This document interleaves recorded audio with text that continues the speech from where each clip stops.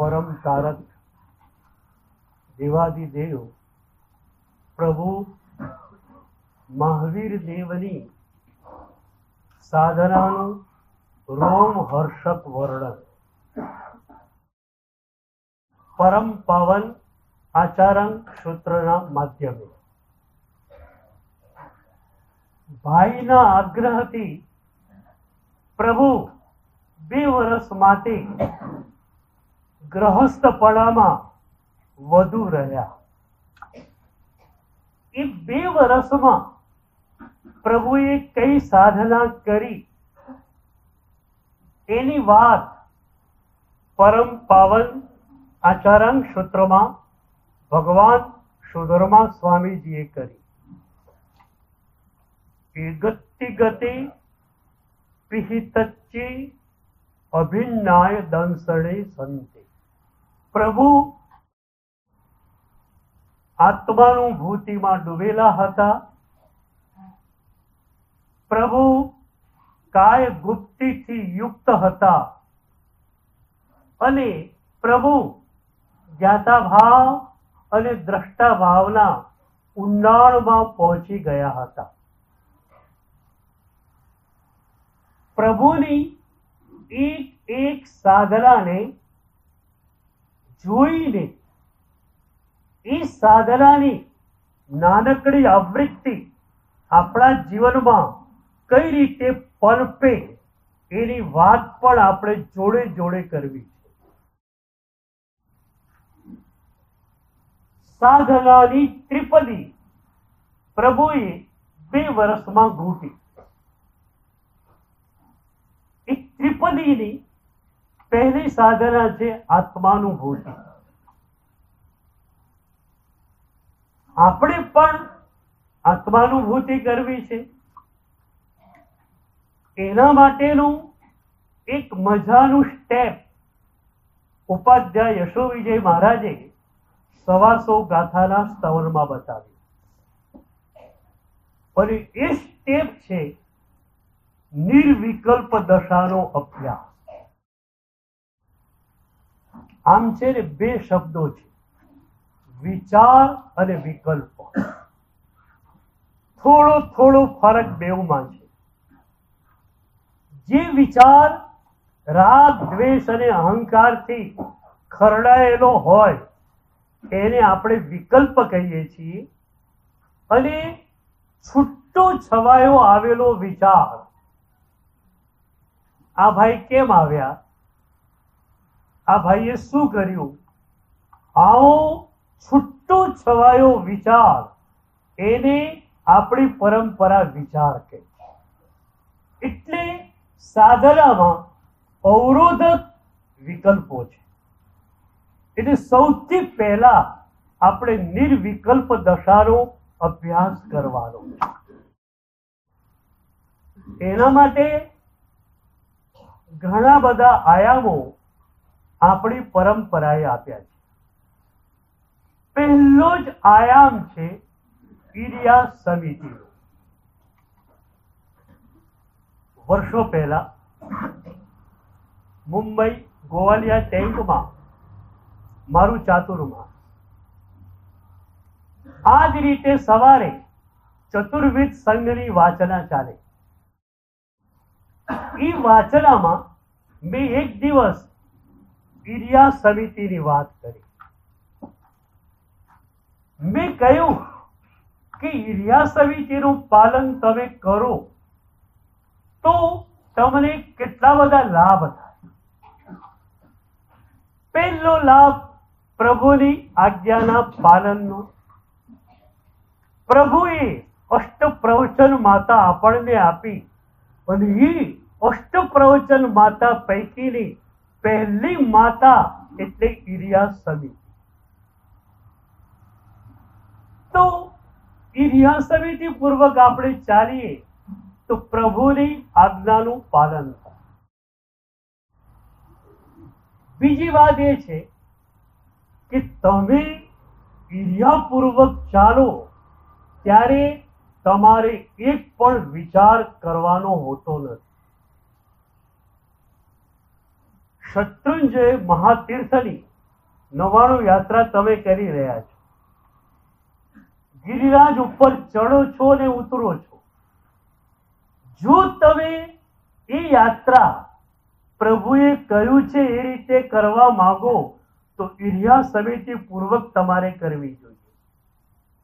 અને ઈર્યા સમિતિની શરત એ છે કે મુત્તુળ પંચવિહ સજ્જાયમ. તમે ચાલતા ચાલતા માત્ર જોવામાં તમારા ઉપયોગને કેન્દ્રિત કરી શકો. ન તમે નૌકારવાળી ગણી શકો, ન તમે ગાથાઓ ગોખી શકો, કે ન કોઈ શુભ વિચાર પણ કરી શકો. અનુપ્રેક્ષા, શુભ વિચાર એ પણ સ્વાધ્યાય છે. 5 પ્રકારનો સ્વાધ્યાય બંધ કરીને ઈર્યા સમિતિમાં આપણે જવાનું છે. મેં એ વાત કરી. 15 દિવસ પછી એક ભાઈ મને મળવા માટે આવ્યા. મને કે સાહેબ, એક્સેલન્ટ, અદ્ભુત. હું શબ્દોમાં કઈ રીતે કહું એનો મને ખ્યાલ નથી આવતો. એ કે સાહેબ, ઓફિસે તો કારમાં જ જાઉં છું, દૂર છે ઓફિસ, પણ ઈર્યા સમિતિ વાળી આપણી વાચના સાંભળ્યા પછી નક્કી કર્યું કે ઘરેથી સવારે દેરાસરે અને વાચના સાંભળવા માટે આવું ત્યારે ઈર્યા સમિતિ પૂર્વક જ ચાલવું, વળતા પણ ઈર્યા સમિતિ પૂર્વક ચાલતા ચાલતા ઘરે જવું. સાહેબજી, 15 દિવસ થયા છે, પણ એક્સેલન્ટ એક્સપિરિયન્સ. એવી તો એકાગ્ર દશા સધાય છે. એ ભાઈએ કહ્યું કે મને સાધનામાં સૌથી મોટી સમસ્યા વિવરિંગ માઇન્ડની હતી. મન સ્થિર રહે જ નહીં ક્યાંય. આ એક ઈર્યા સમિતિનું પાલન 15 દિવસ થયું. ચિત્તની એકાગ્ર દશા મને મળી ગઈ. હવે પૂજા કરું કે સામાયિક કરું કે વાચના સાંભળું, એકાગ્ર ચિત્તે એ બધી જ ક્રિયા હું કરી શકું છું. એક ઘટના મને યાદ આવે છે. ગુરુદેવ પૂજ્યપાદ અરવિંદ સુરી દાદાની જન્મભૂમિ કચ્છમાં મનફરા. ત્યાંના સંઘની બહુ જ વિનંતી કે ગુરુદેવનું ચોમાસું અમારે કરાવવું. ગુરુદેવની નિશ્રામાં પૂરું અમારું વૃંદ 100 થી પણ વધારે ઠાણા મનફરા તરફ જઈ રહ્યા હતા. વચ્ચે કટારિયાજી તીર્થમાં અમે ગયા. એના પછીના દિવસે સામખિયારી જવાનું હતું. કટારિયાજી તીર્થમાં એક ભક્ત મળવા માટે આવ્યા પાલનપુરના. એમની ફેક્ટરી સામખિયારીથી 1 કિલોમીટર દૂર રોડ ઉપર હતી. એમણે કહ્યું, સાહેબજી, સામખિયારીમાં આપણી સ્વાગત યાત્રા છે, 8:30-9 વાગે. ગામની બહાર ક્યાંક આપનું સ્થિરતાનું રાખેલું છે અને પછી સામયું થાય. પણ મેં સંઘવાળાને વિનંતી કરી અને ગુરુદેવ, આપ મારી ફેક્ટરીમાં અડધો કલાક સ્થિરતા કરો અને પછી આપ સામખિયારી પધારો. 1000 કર્મચારીઓ મારા ત્યાં છે અને બધાને જમવાનું મારે ત્યાં જ બને છે, એટલે આપના માટે બધું જ નિર્દોષ છે, આપ પધારો. હા પાડી અમે ત્યાં ગયા. એ વખતે એક યોગના ગુરુ ત્યાં લાવેલા અને એ યોગ ગુરુ 1000 કર્મચારીઓને યોગ શીખવતા હતા. મેં નૌકારશી વાપરી બેઠેલો. સંઘવાળા આવવાના હતા. એ ભાઈ મારી જોડે બેઠેલા. મને કે સાહેબ, આપણે તો બધો ખ્યાલ છે, દર વર્ષે આ યોગ ગુરુને હું અહીંયા લાવું છું અઠવાડિયા માટે. મારા આ કર્મચારીઓ યોગને શીખીને એ લોકો એકાગ્રતાથી કામ કરતા થઈ જાય તો મને પણ લાભ ને એમને પણ લાભ. મારું કામ વધુ સારી રીતે એ લોકો કરશે એટલે મને પણ લાભ થશે અને એકાગ્રતા આવવાને કારણે એમના જીવનમાં પણ લાભ થશે. આ સંદર્ભમાં એક મનોવૈજ્ઞાનિકે કહેલી વાત કરું. આજનો મનોવૈજ્ઞાનિક કહે છે કે આજનો માણસ પૂરેપૂરી રીતે ક્યાંય હોતો જ નથી. તમારા માટે વાત કરે છો. આજનો એ માણસ ઘરેથી ઓફિસે જાય છે ને, જાય છે ઓફિસે, ખુરશી પર બેસી જાય છે, પણ ઘરની ફાઇલ ખોલીને બેસે છે. પતિ આમ ગયું, દીકરાએ આમ ગયું, એટલે ઓફિસના કામમાં એ બરોબર નિષ્ઠાથી પ્રયત્ન કરી શકતો નથી. ઓફિસેથી ઘરે આવે છે, ઘરે આવ્યા પછી ઓફિસની ફાઇલ ખોલી રાખે અને એટલે કે ઓફિસના ટેન્શનની વચ્ચે ન એના દીકરાઓ જોડે પ્રેમથી વાત કરી શકે છે, ન એની પત્ની જોડે કોઈ હળવી વાતો કરી શકે. તો આજનો મનોવૈજ્ઞાનિક કહે છે કે યોગ વિના તમારે નહીં ચાલે. અમે તો કહેતા જ હતા, પણ આ મનોવૈજ્ઞાનિક કહે છે નહીતર એક પણ જગ્યાએ તમે પૂરી નિષ્ઠાથી કામ નહીં કરી શકો. તમે હાજર જ નથી પૂરા તો તમે કઈ રીતે કામ કરી શકશો? તો નિર્વિકલ્પ દશા શું કરે? તમને એકાગ્રતા આપે. કોઈ પણ ક્રિયામાં, કોઈ પણ સાધનામાં તમારે એકાગ્ર થવું છે, સૌથી પહેલા તમારે શું કરવું જોઈએ? નિર્વિકલ્પ દશાનો અભ્યાસ કરવો જોઈએ. એ ગોવાલિયા ટેન્કની વાચનામાં મને થોડું રિઝલ્ટ મળેલું કે એક ભાઈ આ રીતે મારી પાસે આવેલો કે સાહેબ એક્સેલન્ટ એક્સપિરિયન્સ થઈ ગયું. જવાહરનગરમાં તો આ એરિયા સમિતિની વાચના સાંભળ્યા પછી અહીંથી તમે ઘરે જવાના એરિયા સમિતિ પૂર્વક, બરોબર?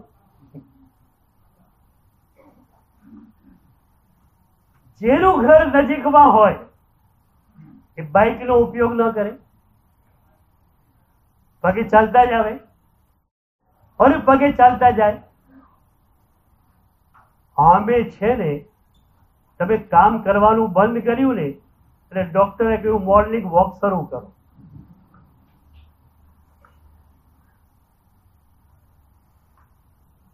શરીરને થોડોક શ્રમ આમ પણ જોઈએ છે તો એરિયા સમિતિનું પાલન થઈ જાય અને શરીરનું પણ કામ થઈ જાય.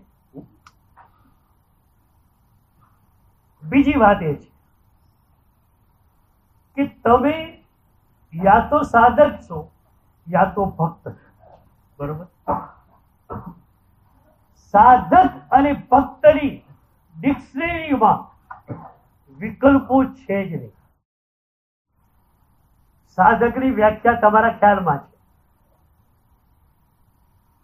99% ગ્રેસ, 1% એફર્ટ. આવું કમ્પોઝિશન સાધકની સાધનાનું છે. 99% પ્રભુની કૃપા, 1% તમારો પ્રયત્ન. એ પ્રભુની કૃપાથી જ 1 ઇંચ, 1 સેન્ટીમીટર તમે સાધના માર્ગે ચાલી શકો છો. પણ સાધક એમ કહે છે કે હું સાધના કરું, હું પ્રભુના માર્ગે ચાલું, એટલે 1% એફર્ટ એનો બાકી રહે છે. ભક્તની પાસે 1% એફર્ટ પણ નથી. ભક્તની ભક્તિનું કમ્પોઝિશન એ છે 100% grace and I am effortless person. 100% grace and I am effortless person. I have not to do anything absolutely. મારે કશું જ કરવાનું નથી. એટલે ભક્ત તો પ્રભુને પણ કહી દે, તારે મને મોક્ષમાં લઈ જવો તો લઈ જજે, મિત્ર બેઠો છે આરામથી. તું મને લઈ તારે તો તકલીફ તારે છે, ભક્ત કે છો. કારણ સાધક તો ચાલે પડશે સાધના માર્ગે. ભક્ત કે છે હું તો એક ડગલું પણ ચાલવાનું નથી, તારે જે કરવું હોય તો કર. એટલે ભક્ત કે છે કે પ્રભુ જો તું મને ન તારે તો તારું તારક તરીકેનું બિરુદ ભાઈમાં છે. ચિંદાણમ બરોબર તું તારિયાણમ કઈ રીતે બચે? સુરસાજીને તારી તે, રેવતીજીને તારી કે ચંદ્રાજીને તારી, એમાં તે શું કર્યું પ્રભુ? એ તો તારે એવા જ હતા. મારા જેવારે તારે તું તારક. ગુજ સરીખા મેવાસીને પ્રભુ જો તું તારે, તારક તો જાણું ખરો, જુઠ્ઠું બિરુદ શું થાય? મને તારતો નથી તું, અને તારક તરીકેનું બિરુદ લઈને બેસી ગયો છે. એટલે તમે જો ભક્ત હો તો તમે એફર્ટલેસ પર્સન છો. તમારે કંઈ જ કરવું નથી. તમે પ્રભુને સમર્પિત થઈ ગયા છો. પ્રભુની આજ્ઞાને પૂર્ણતયા તમે તમારું જીવન સમર્પિત કરી દીધું છે. હવે જે કામ કરવાનું છે એ પ્રભુ ચેતનાએ કરવાનું છે અને ગુરુ ચેતનાએ કરવાનું છે. તો હવે વાત એ આવી કે યા તો તમે સાધક છો યા તો તમે ભક્ત છો. બરોબર? હવે સાધક પાસે કયા વિચારો હોય? બહુ મજાની વાત છે. તમે સાધક તરીકે કેટલા કલાક પાછું કહેજો? કોમર્શિયલ મેન તરીકે કેટલા કલાક? 10 કલાક, 12 કલાક કે 24 કલાક? તમારું કોમર્શિયલ માઇન્ડ 24 કલાકનું કે ઓફિસમાં જાઓ એટલા જ સમયનું? બોલો.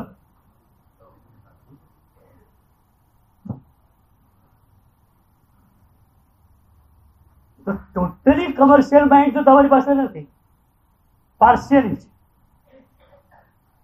પાર્શિયલીમાં આપણે એવું કરીએ કે ઉપરનું થોડું મન ધંધાની કેર કરી લે, નીચેનું મન જે છે એ સાધનામાં રહેલું હોય. મેં પણ આ કામ કર્યું છે. 30 વર્ષ એકાંતમાં ગુરુદેવની કૃપાથી રહેવાનું થયું. નાના નાના ગામોમાં રહેતા હતા. મોટા ઉપાશ્રયો. ગુરુદેવની આજ્ઞાથી કોઈ પણ ઉપાશ્રયમાં જાઉં, એક રૂમ મારો સ્ટડી રૂમ બની જાય. સ્ટડી રૂમ કહો, મેડિટેશન રૂમ કહો. સવારથી સાંજ સુધી હું એમાં જ હોઉં. મારું કામ હોય ત્યારે બહાર આવી જાઉં. ગુરુદેવે મને અનુજ્ઞા આપી. 30 વર્ષ આ રીતે હું એકાંતમાં રહ્યો અને સાધના ભૂંડાઈ. અચાનક ગુરુદેવનો દેહ વિલય થયો અને મારે સીધું જ આ પોસ્ટ પર આવવાનું થયું. પણ એકાંત એવું તો ગમી ગયેલું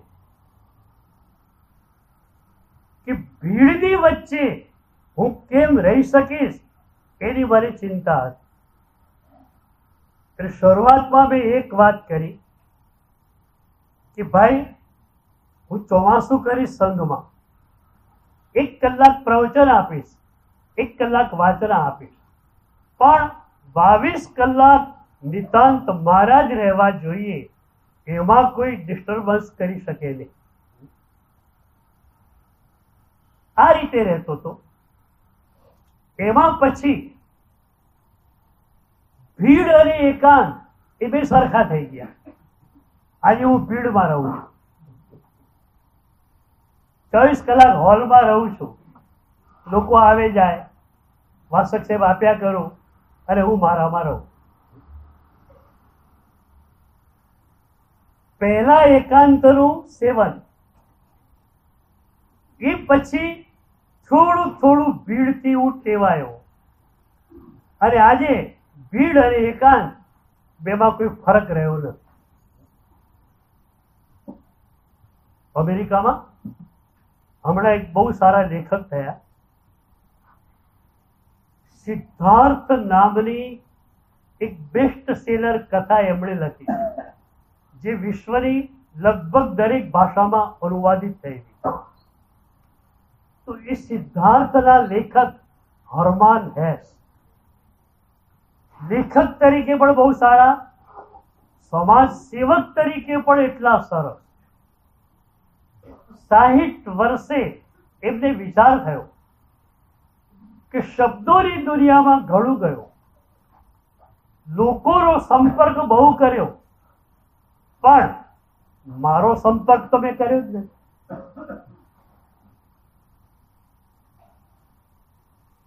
એક સમુદ્ર કાંઠે સરસ મજાની જગ્યાએ એમનો બંગલો હતો. તો અહીંનું બધું જ સમેટીને પોતે ત્યાં જતા રહ્યા. એ દરિયા કાંઠે મજાની વસાહત હતી, અને એમાં સરસ મજાનો બંગલો. એ બંગલામાં પોતે એકલા જ જાય છે, કુટુંબ બધું ન્યુયોર્કમાં. એક ઘાટી અને એક સાફ સૂફી વાળો માણસ, 2 જણા રાખેલા. બંગલાની બહાર એમણે નોટિસ લગાવી કે 60 વર્ષ સુધી જે માણસે સમાજ સેવાનું કામ કરેલું છે એને એકાંત માણવાનો અધિકાર છે, અને એથી મારા એકાંતને કોઈએ ડિસ્ટર્બ કરવું નહીં. અમેરિકાનું વિખ્યાત પત્ર ન્યુયોર્ક ટ્રિબ્યુનલ, એના એડિટરને એકવાર વિચાર થયો કે આ સાહેબ ગયા ક્યાં, હરમાન હેસ ક્યાંય દેખાતા નથી. તપાસ કરતા ખબર પડી કે તો ક્યાં પહોંચી ગયા, દરિયા કાંઠે. સ્પેશિયલ હેલિકોપ્ટર કરીને એ એડિટર, 1-2 પત્રકારો, 1-2 ફોટોગ્રાફર, આખો કાફલો ત્યાં પહોંચ્યો. ત્યાં પહોંચ્યા, એક 5 સ્ટાર હોટેલમાં ત્યાં રોકાણા. પછી તપાસ કરી કે હરમાન હેસ નામના કોઈ સજ્જન અહીંયા રહે છે આ ટાપુ ઉપર, પણ એકાંતમાં રહેનારા હરમાન હેસ કોણ જાણે, પાડોશી ઓળખતો નથી. એમ બધાએ કહ્યું વી ડોન્ટ નો. તપાસ કરતા કરતા કરતા ખબર પડી કે છેવાડેના એક બંગલામાં હરમાન હેસ રહે છે. એડિટર ત્યાં પહોંચી ગયો એની ટીમ સાથે. પણ જ્યાં બંગલાની બહાર વાંચ્યું કે 60 વર્ષ જે માણસે સમાજ સેવા કરી છે એ માણસને એકાંતમાં રહેવાનો અધિકાર છે, મારા એકાંતને કોઈ પણ ડિસ્ટર્બ કરવું નહીં. એ અમેરિકન માણસ હતો, ન્યુયોર્ક ટ્રિબ્યુનલનો એડિટર અમેરિકન માણસ છે, અને અમેરિકન લોકો પાસે એક ડિસિપ્લિન તો છે. એ માણસ કે જો મારે એકાંતમાં રહેવું છે તો આપણે એના એકાંતનો ભંગ કરી શકતા નથી. એ લોકો પાછા ફરી. એણે 60 વર્ષે કર્યું, તમારે ક્યારે કરો? એને એમ થયું કે દુનિયાને હું મળ્યો, મારી જાતને તો હું મળ્યો નથી. મારી જાતને મારે મળવું છે. દિવ્ય આનંદ, અનંત આનંદ ક્યાં સમાયો છે? તમારી ભીતર. તમે તમને મળો ને એકવાર. આખી દુનિયાને મળીને થાકી ગયા, પણ તમે જો તમને મળશો ને તો તરો તાજા થઈ જશો. અમે લોકો એવર ફ્રેશ કેમ? અમે અમને મળીએ છીએ અમારે.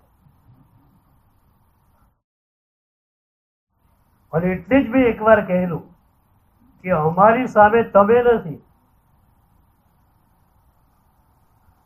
બાહ્ય રૂપે દેખાય કે તમે મારી સામે બેઠેલા છો, એકચ્યુઅલી મારી સામે તમે નથી. મારી સામે અત્યારે પણ પ્રભુ જ છે. અને એ પ્રભુને પૂર્ણ ત્યાં વફાદાર રહીને મારે એક એક શબ્દ બોલવાનો. તો મારી સામે પ્રભુ છે, તમારી સામે દુનિયા છે. આટલો જ ફરક છે. તમે કહો સાહેબ આ તકલીફ છે, પણ તકલીફ ન હોય તો શું હોય? પેલું ગળે સગડી બાંધેલી હોય, પછી કે ગરમી લાગે છે. તો ગરમી ન લાગે તો હોય શું પણ બીજું?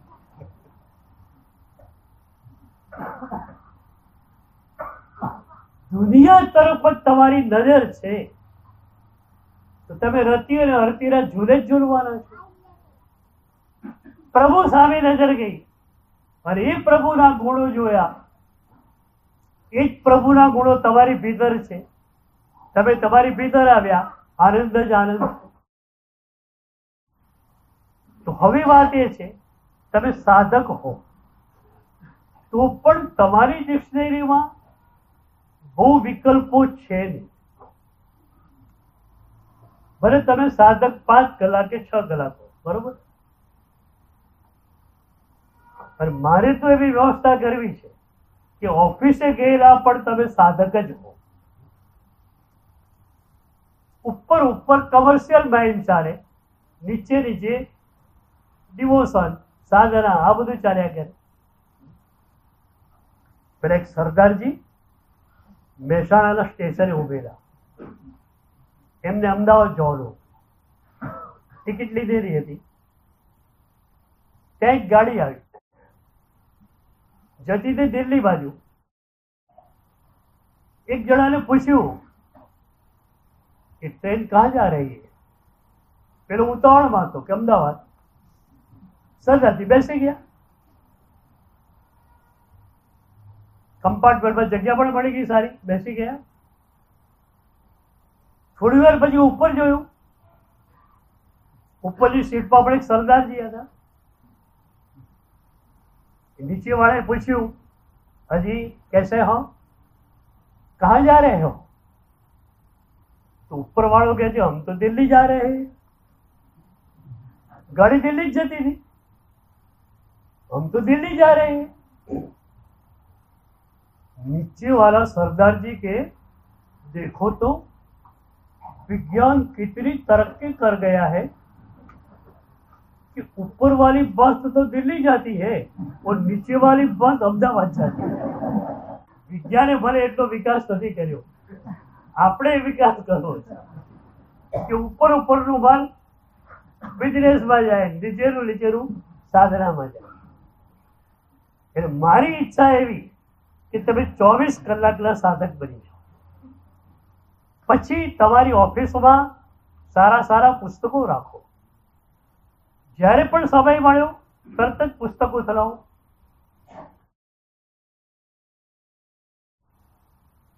તો સાધક તરીકે તમે આવ્યા, તો સાધકને પ્રશ્ન કયો હોય કે વિચાર કયો હોય? એને એક જ પ્રશ્ન હોય કે સાધનાના આ પડાવ ઉપર હું છું અને એનાથી આગળના પડાવે મારે જવું છે. તો ગુરુદેવને પૂછીને કે આગળનો પડાવ કયો અને આગળના પડાવનો રસ્તો કયો. તમે મુંબઈની બહાર નીકળો,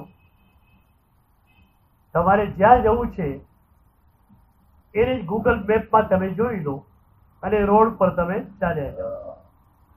ગૂગલના મેપમાં તો હજારો રોડ છે, પણ હજારો રોડ જોઈને તમે મૂંઝાતા નથી. કેમ?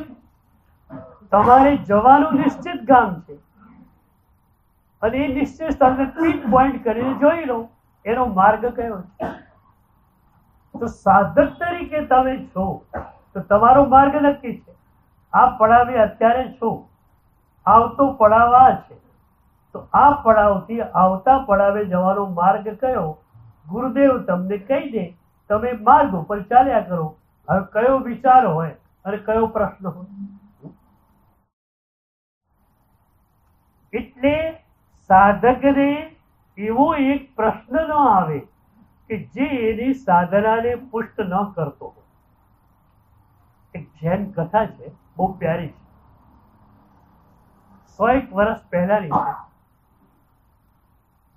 100 વર્ષ પહેલા એક બૌદ્ધ ભિક્ષુ થયો. એ બૌદ્ધ ભિક્ષુએ એકવાર એમના એક ગ્રંથમાં એક ગુરુની કથા વાંચી. બોધિ ધર્મ નામના ગુરુ 900 વર્ષ પહેલા થયેલા. એ ગુરુ ચીનમાં ગયેલા અને ચીનમાં બૌદ્ધ ધર્મનો ફેલાવો એમણે બહુ જ કરેલો. છેલ્લે સમયે ભારતમાં આવ્યા અને ભારત આવીને એમણે દેહને છોડ્યો. આ વાત પેલા ભિક્ષુએ વાંચી. વાંચ્યા પછી એના મનમાં એક સવાલ થયો કે આટલા મોટા ગુરુ, એમણે બૌદ્ધ ધર્મનો ફેલાવો ચીનમાં આટલો બધો કર્યો, એ ભારત આવી અને દેહને કેમ છોડે છે? ચીનમાં જ એમણે દેહને છોડ્યો હોત તો જ્યાં દેહ છોડ્યો હોત ત્યાં સમાધિ તીર્થ રચાત, ત્યાં હજારો લોકો જતા આવતા થઈ જાત અને એ રીતે એમના ગયા પછી પણ ધર્મનો પ્રભાવ અને પ્રસાર ચાલતો રહે. તો એને સવાલ એ થયો કે એ ગુરુએ ચીનમાં દેહ છોડવાને બદલે ભારત આવીને દેહ કેમ છોડ્યો? ઘણી વાર છે ને પ્રશ્ન છે ને મનમાં આવે, પછી તમારો પ્રશ્ન તમને બહુ મોટો લાગે. કારણ શું? એમાં મુમુક્ષા તો બહુ થોડી હોય છે, અહંકાર વધારે હોય. તમે અહંકારનું મિશ્રણ ક્યાં નહીં કરો એ સવાલ. તમારું હું 24 કલાક એવું તૈયાર છે ને, ક્યાંય પણ હું નાખી દેશો. મેં આમ કીધું પેલો ઇમ્પ્રેસ થઈ ગયો, મેં આમ કર્યું પેલા રાજી થઈ ગયા. તમારી વિચારોને ટેપ ઉથલાવો. તમારા હું સિવાય બીજું કઈ દેખાય છે ને? હું ને હું. તો તમારા પ્રશ્નમાં પણ હું હોય છે. મારી સભામાં તો હું પ્રશ્ન પૂછવાની ના જ પાડું છું, નો ક્વેશ્ચન. પણ ક્યારેક કોઈક સભામાં તમે જોજો, કોઈ માણસ પ્રશ્ન કરે ને, પછી પ્રશ્ન કર્યા પછી શું કરવું જોઈએ? એને ગુરુ સામે જોવું જોઈએ કે ગુરુ શું ઉત્તર આપે છે. પણ તમે જોજો ટિપિકલી એ માણસ પ્રશ્ન પૂછ્યા પછી આજુબાજુ જોશે. કેમ? મેં પ્રશ્ન પૂછ્યો કેટલો તો બૌદ્ધિક સ્તરનો હતો અને આ બધાને કેવી અસર. એટલે પ્રશ્ન પૂછ્યો છે એના માટે, પોતાના જ્ઞાનનું પ્રદર્શન કરવા માટે. પ્રશ્ન પૂછવાના 3 સ્તરો છે. કુતૂહલથી પણ પ્રશ્ન પૂછાય. એક બાળક પાસે કુતૂહલ હોય, આ વિમાન આંખ ઉડે આકાશમાં, પંખી ઉડે તો આપણે કેમ ઉડતા નથી? કુતૂહલ નો પ્રશ્ન. તમને જિજ્ઞાસા હોય, ચલો આત્મ તત્વનું સ્વરૂપ સાંભળી લઈએ, જિજ્ઞાસા. પણ અમને લોકોને ન તો કુતૂહલ પ્રેરક પ્રશ્નોનો જવાબ આપવાની ઈચ્છા હોય છે, ન જિજ્ઞાસા મૂલક પ્રશ્નોના ઉત્તર આપવાની ઈચ્છા હોય છે. જે પ્રશ્ન તમારી મુમુક્ષામાંથી, તમારી વેદનામાંથી ઉભો થયો છે, એનો જ જવાબ આપવાની અમને ઈચ્છા હોય. આમ આંખમાં આંસુ હોય, ગુરુદેવ ગુરુદેવ 60 વર્ષ થઈ ગયા, હું એટલે આ શરીર, હું એટલે આત્મ તત્વ, એનો મને ખ્યાલ પણ આવતો નથી. ગુરુદેવ મારો જન્મ વ્યર્થ તો લઈ જાય ને. આ મુમુક્ષા એક વેદનાની છટપટાહટ. તો આ ભિક્ષુને પોતાનો પ્રશ્ન એકદમ મોટો લાગે છે. કેટલો બૌદ્ધિક પ્રશ્ન. ગુરુને જઈને પૂછ્યો. ગુરુ મનમાં હશે કે હરામખોર, એ ગુરુ ચીનમાં કાળ ધર્મ પામ્યા હોત તો તારી સાધના ક્યાં વધવાની હતી આગળ? તારી સાધના જોડે આ પ્રશ્નને કોઈ સંબંધ કરો. એ ગુરુએ દેહ ભારતમાં છોડ્યો કે ચીનમાં છોડ્યો, તારી સાધનામાં શું ફરક પડવાનો છે? તો તારી સાધનામાં જેનાથી ફરક પડવાનો નથી એવા વિચારોમાં તું જાય છે શા માટે? પણ ગુરુ મહારાજ એવા હતા ફ્લેક્સિબલ, એટલે કોઈને સીધી ના તો પાડે નહીં. એટલે ગુરુએ કહ્યું કે એકાંતમાં હું હોઉં ને ત્યારે મને આ સવાલ કરી. હવે બહુ મોટા ગુરુ એટલે એટલા બધા વ્યસ્ત હોય, એકાંતમાં તો મળે નહીં. અરે દિવસમાં 10-12 કલાક ધ્યાનમાં જતા હોય, ધ્યાનમાં હોય ત્યારે તો રૂમ અંદરથી બંધ હોય, ત્યારે પણ જવાનો અવકાશ નથી. બહાર હોય ત્યારે ચેમ્બર ભરાયેલી હોય. પેલાના મનમાં પ્રશ્ન સળવળે છે, મારો પ્રશ્ન. આમાં તો પ્રશ્ન નહીં, મારો. તકલીફ મારાની છે. ઘર હોય એની ચિંતા નથી, મારા પણ આવે છે ત્યાં ઉભું થાય છે. હવે એને થયું કે ગુરુ તો એકલા મળતા નથી, પ્રશ્ન પૂછવો ક્યારે? પછી એને થયું કે હા, ગુરુ મોર્નિંગ વોક માટે જાય છે. આશ્રમની પાછળ વાંસનું જંગલ હતું, ત્યાં ગુરુ જતા હતા. એને થયું કે આ મોકો સારો છે. એટલે સાંજે એને ગુરુને પૂછ્યું, સાહેબ કાલ સવારે મોર્નિંગ વોકમાં તમારી સાથે આવું? ગુરુ કે આવજે. પેલો ગુરુ જોડે જાય છે સવારે. હવે એને તો પ્રશ્ન જ પૂછવો છે, ગુરુ એકલા છે. એને ગુરુને પૂછ્યું, સાહેબ મારો પેલો પ્રશ્ન કે બોધિ ધર્મ ગુરુ ચીનમાં કાળ ધર્મ પામવાને બદલે ભારતમાં આવીને દેહ કેમ છોડે? એટલે ગુરુ હસે છે. ગુરુ કહે છે કે આપણે અત્યારે વાંસના જંગલમાં ફરીએ છીએ.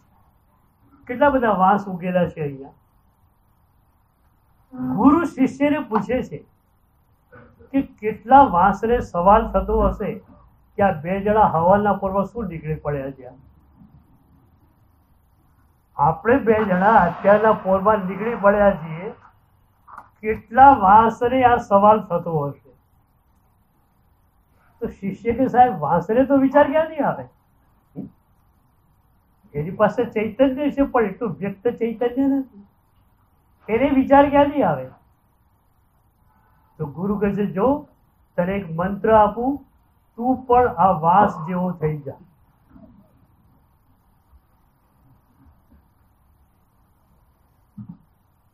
એ ગુરુ ચીનમાં દેહ છોડે કે ભારતમાં દેહ છોડે? 900 વર્ષ પહેલાની આ ઘટના છે. એ ઘટનાથી તારી સાધનામાં શું ફરક પડે? એટલે એટલું નક્કી કર કે તારી સાધના જેનાથી ઉચકાતી હોય એવો જ વિચાર, એવો જ સવાલ તને આવવો જોઈએ, બીજો પ્રશ્ન તને આવવો જોઈએ. બરોબર, તમે કેટલી આસાનીથી નિર્વિકલ્પ બની જાઓ. તમે તો હોય બરોબર, તમે તો 24 કલાકના સાધક છો જ. વિચાર શેનો આવે? બોલ.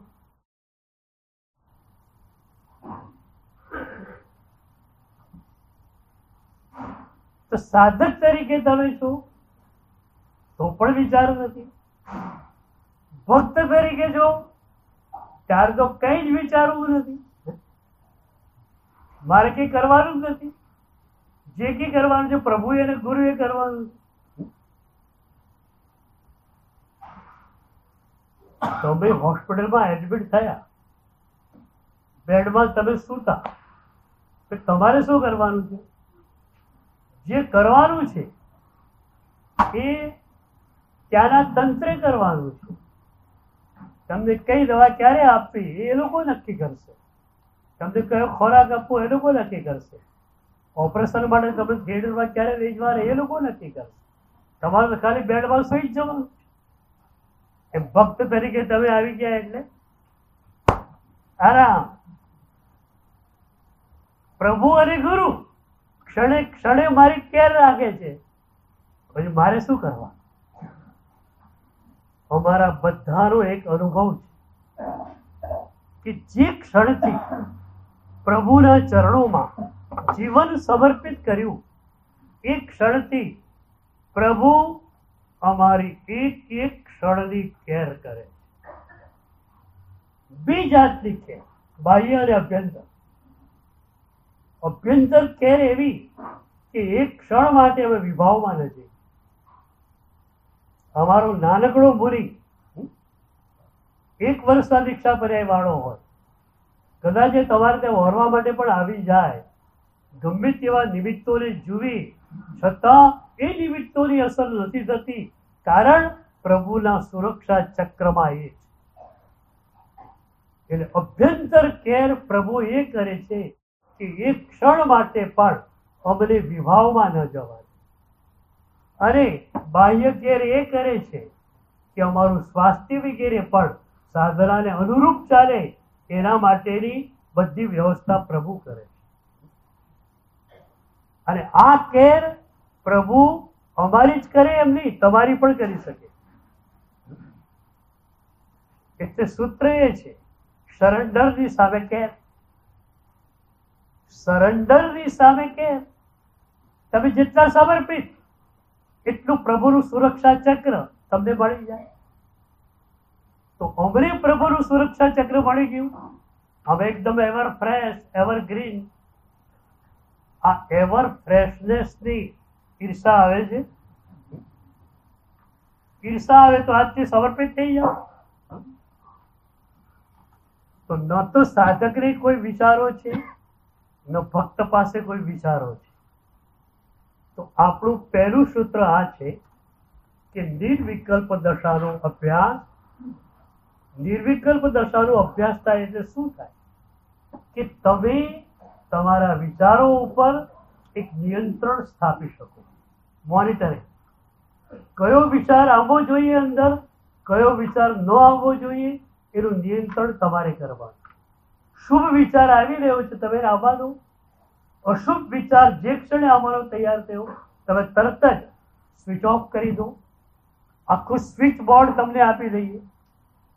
અત્યારે તમારી પાસે સ્વિચ બોર્ડ નથી, એટલે ઓન કે ઓફ કરવું તમારા હાથમાં નથી, બીજાના હાથમાં. બીજાના હાથમાં. હું ઘણી વાર કહેતો હોઉં છું, પબ્લિક મિટિંગનું સ્થાન હોય, કોઈ હોલ હોય, ત્યાં સ્વિચ બોર્ડ હોય પણ એના ઉપર ઢાંકણ હોય અને લોક કરેલું હોય અને એની ચાવી પટાવાળા પાસે હોય. કારણ હોલમાં 50 જણા જ આવ્યા છે, થોડી જ ખુરશીઓ ભરાઈ છે, તો બધા જ પંખા એ ચાલુ ન કરે, એટલી જ હરોળના પંખા ચાલુ કરે. સ્વિચ બોર્ડ ઉપર ઢાંકણ ન હોય, નાના છોકરાઓ આવે સમારોહમાં અને ખોટી ખોટી લાઈટો જલાવ્યા કરે, પંખા ખોટા ખોટા ફેરવ્યા કરે, લાઈટનું બિલ સંસ્થાએ ભોગવવું પડે. ત્યાં વ્યવસ્થા હોય, સ્વિચ બોર્ડ ઉપર ઢાંકણ અને લોક કરી દીધેલું. મારે પણ આ વ્યવસ્થા તમને આપવી છે. અત્યારે તમારી તકલીફ આ છે, સ્વિચ બોર્ડ તમારું ઓન ઓફ તમારે નહીં કરવાનું, બીજો કરે. બીજો કે વાહ બહુ સરસ તવન ગાયું એટલે ઓન થઈ ગયું. અને બીજો માણસ આવે કે મને શરદી બરદી થઈ ગઈ હતી, રોજ તો તમે ગાઓ છો, બહુ મજા આવે છે, આજે કે મજા જ નહીં આવી, ઓફ. સ્વિચ બોર્ડ તમારું ઓન અને ઓફ બીજો કરે.